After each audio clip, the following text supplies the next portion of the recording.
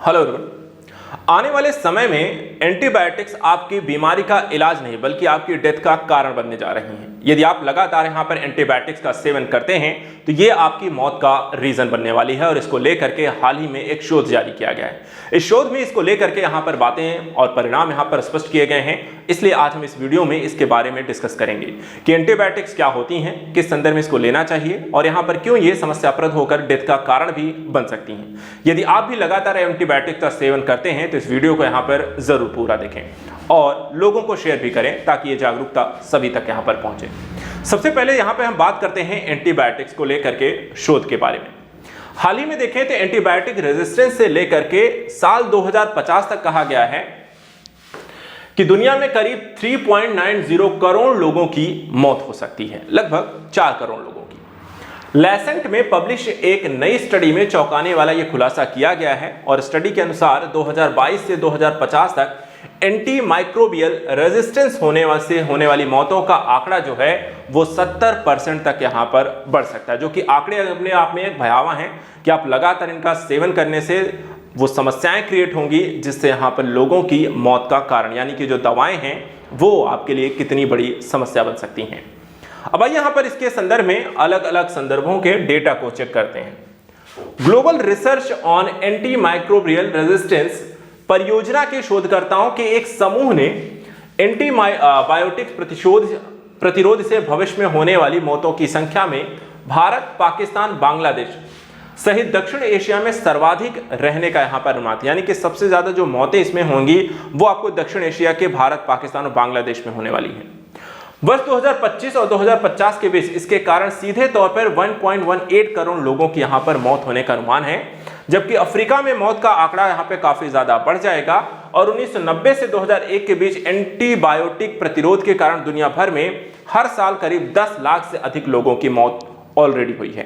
तो एक बड़ी संख्या है और एक बड़ी समस्या भी होती जा रही है। बात करते हैं कि एंटीबायोटिक रेजिस्टेंस से मौत का खतरा क्यों है। तो शोधकर्ताओं ने जो रिपोर्ट यहां पर दी है उनका कहना है कि आज के समय में एंटीबायोटिक्स का ज्यादा और गलत तरीके से प्रयोग हो रहा है, जिसमें बैक्टीरिया पर अधिक दबाव पड़ रहा है और समय के साथ बैक्टीरिया ज्यादा यहां पर रेजिस्टेंट होते जा रहे हैं।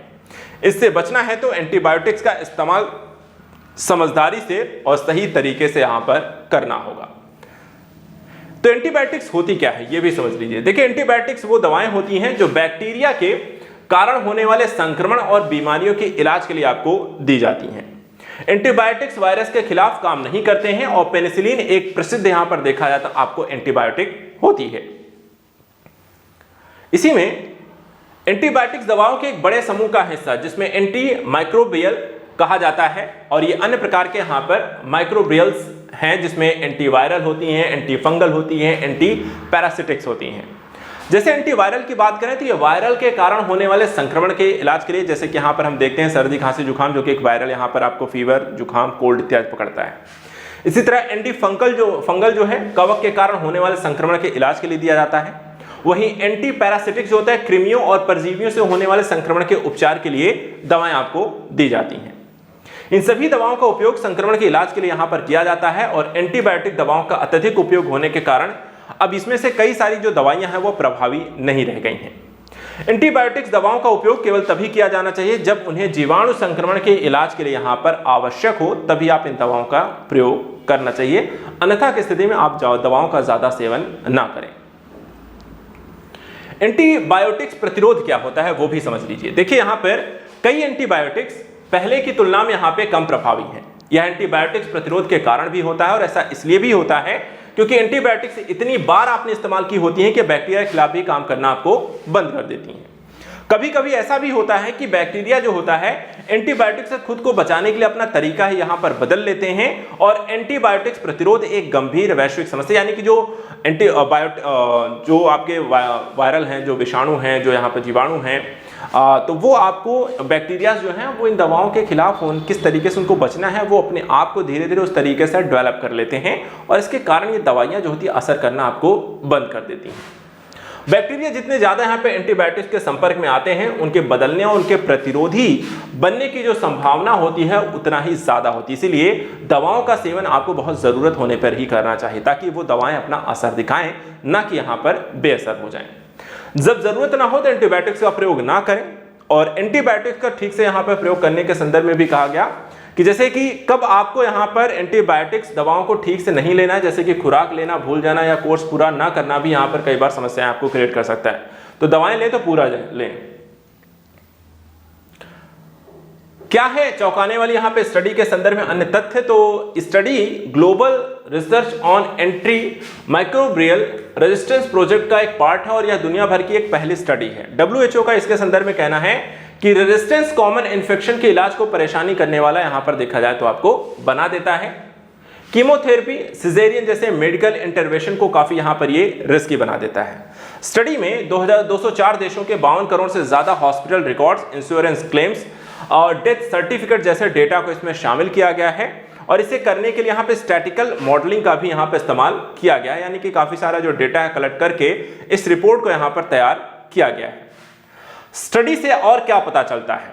इस स्टडी में यह भी पाया गया कि 1990 से 2021 तक हर साल एंटी माइक्रोबियल रेजिस्टेंस 10 लाख से ज्यादा लोगों की यहाँ पर मौत हुई है, जिसमें आने वाले समय में और भी तेजी आने की संभावना है। स्टडी के लीड ऑथर केविन इकुटा का कहना है कि अगली क्वार्टर में सेंचुरी में 3.90 करोड़ की मौत हो सकती है और इस हिसाब से हर मिनट करीब यहाँ पर 3 मौतें होने वाली हैं, जो कि एक संख्या जो है अपने आप में डरावनी है।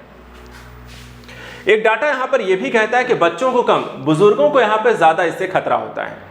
शोधकर्ताओं का जो मानना है कि बच्चों में एंटीमाइक्रोबियल रेजिस्टेंस होने वाली मौतों में गिरावट जो है साल दर साल यहां पर जारी रहेगी और 2050 तक ये आधी हो सकती है, जबकि इसी समय बुजुर्गों की मौतों का आंकड़ा जो होता है वो दोगुना हो सकता है।